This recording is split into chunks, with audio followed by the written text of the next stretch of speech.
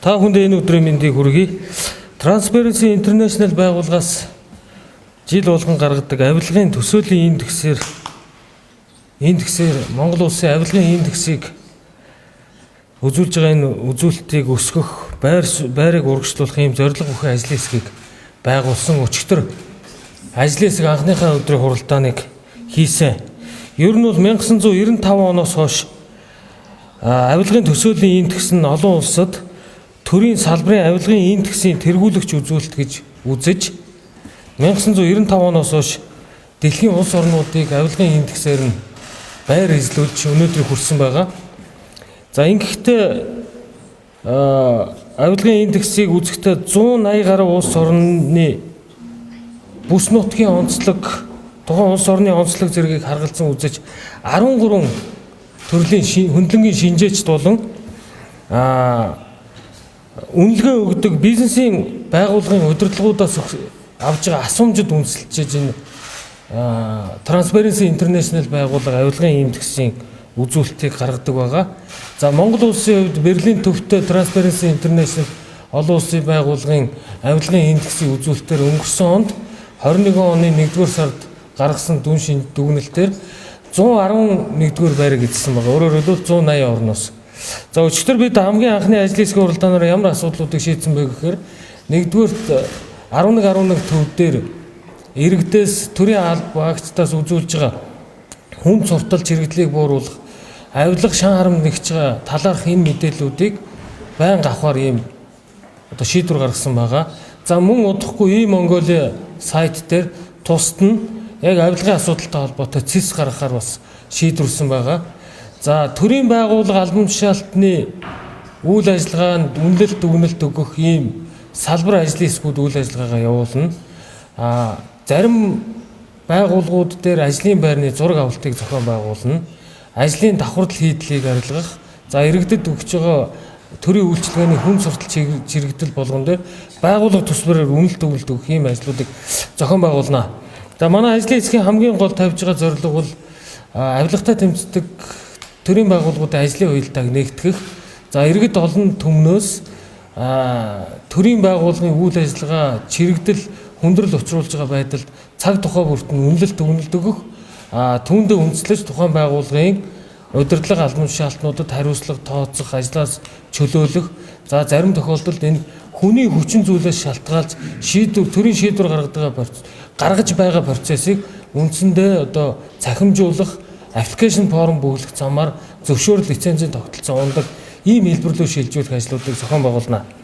За дараагийн бас нэг шатраатай хийх ажил бол энэ авилгын гол хөшүүрэг хүчин зүйл болоод байгаа зарим төрлийн хууль тогтоомжуудад өөрчлөлт оруулах ийм ажлуудыг эхэлнэ. Тухайлах юм бол энэ 8-р сарда багтаж Монгол Улсын засгийн газраас шүглүүлэгчийн тухай хуулийн төслийг боловсруулж их хурлд өргөн мэдүүлэхээр бас өнөөдөр засгийн газрын хуралдаан дээр үүрэг авлаа. За дараагийн дугаарт энэ улс төрийн намуудын тухай хуулийг бид нар батлан гаргах бас ийм цаг хугацаатай байгаа. Өөрөөр хэлбэл Монгол Улсын шинэ үндсэн хуульд орсон нэмэлт өөрчлөлтийн хүрээнд 2028 оноос эхэлж улс төрийн намуудын бүтцэн өөрөө нийт сонгогчдын 1-ээс доошгүй хувийг өөртөө гишүүнчлэлтэй байхыг үндсэн хуулиар үүрэг болгосон байгаа. Энэтэй уялдуулж улс төрийн намуудын тухай хуульд өөрчлөлт оруулах, улс төрийн намуудын санхүүжилтийг маш тодорхой болгох гэх мэт ийм хууль эрх зүйн шинжилгэүүдийг хийх шаардлага байгаа. Дээр нь хамгийн их авилгад өртөгдсөн байж болзошгүй салбар бол төрийн болон орон нутгийн өмчит компани эрх зүйн байдлага. Бид төрийн болон орон нутгийн өмчийн тухай хуулиар ямар төрлийн бизнесийг төр хийх вэ? Ямар төрлийн бизнесийг төр огт хийхгүй вэ гэдгээ зааг ялгааг нь гаргаж өгнө. Хийх чиглэлийнхээ төр өөрийнхөө бизнес хийж болох тэр чиглэлүүдэд төрийн болон орон нутгийн өмчийн оролцоотой компаниудаар дамжуулж байна. Ингэхдээ эдгээр компаниудын удирдлага бүтэц зохион байгуулалтыг яаж улс төрөөс хараатус ангид байлгах вэ гэсэн энэ мэт хууль эрх зүйн зохицуултыг боловсронгуулах юм ажлуудыг хийнэ. За манай ажлын хэсгийн хуралдаан бол 7 хоног болгон хуралдахаар ингээд хуваарьт орсон байгаа. Ажлын хэсэг 7 хоногийнхоо хуваарийн дагуу хийсэн ажил болгоно засгийн газрын хуралдаан дээр бас тайлагнах ийм үүрэг хүлээсэн гэдэг хэлье. Баярлалаа.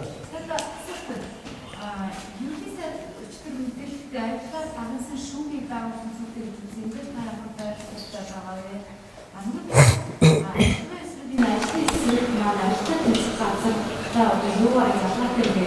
Энэ статус бүхэн хуулиар зохицуулсан байгууллагын ахад байдаг ажлын хэсэг ямар үүдтэй байх вэ? Авилгалтай тэмцэх газар бол 2006 онд байгуулагдсан.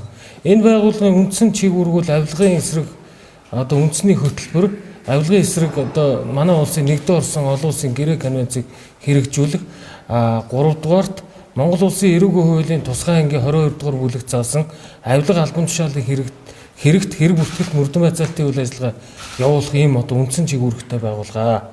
Тэгээ би сая түрүү үгэндээ хэлсэн. Нэгдүгээрт авилгатай тэмцэх газрын тэр хэрэг бүртгэлт мөрдөн шалгах ажиллагаанд бид хөндлөнгөөс оролцохгүй. Гагцгүй авилгын урдч нөхцөлийг бүрдүүлж байгаа байгууллагуудын хүнд суртал дарамт ширэгдэл түүний хууль эрх зүйн орчин боловсронгуй болгох иргэдээс өгсөн өргөдөл гомдол мэдээллийг авилгатай тэмцэх газар болон холбогд байгууллагуудад шилжүүлэх. За цаашлаад хууль эрх зүйн орчин боловсронгуй болгоно. Би сая хэллээ. Төрийн болон орон нутгийн өмчийн оролцоотой компани эрх зүйн байдлын тухай шинэ хуулийг бид бас боловсруулж гаргах үүрэг хүлээсэн байгаа. Удахгүй засгийн газрын хуралдаанд бас танилцуулахаар үүрэг болсон байгаа.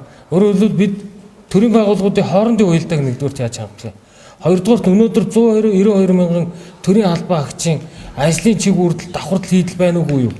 Гуравдугаарт эдгээр авилгын эсрэг хууль тогтоомжуудын өөр хоорондын уялдааг хангая.